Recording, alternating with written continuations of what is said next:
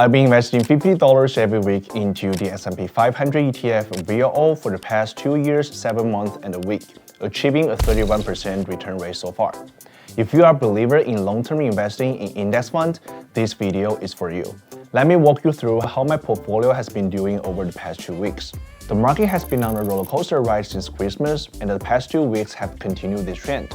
In the first week, the S&P 500 dropped by 1.9%, driven by unexpectedly strong job market data.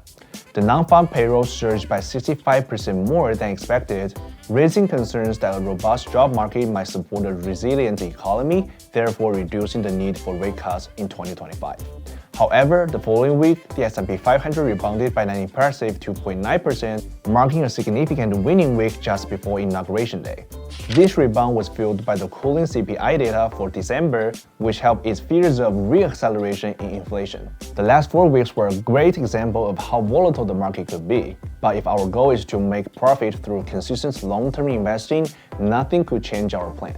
On January 8th at 8:45 a.m., I made my $50 weekly purchase of VOO shares, followed by another purchase on January 13th at 8:53.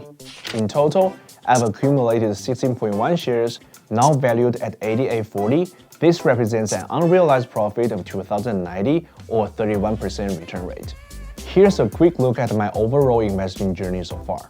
At the beginning of last week, my profit dipped below $2,000 for the first time since mid-November, and my return rate dropped to 26%. Not gonna lie, it didn't feel great to see my profits take such a deep hit.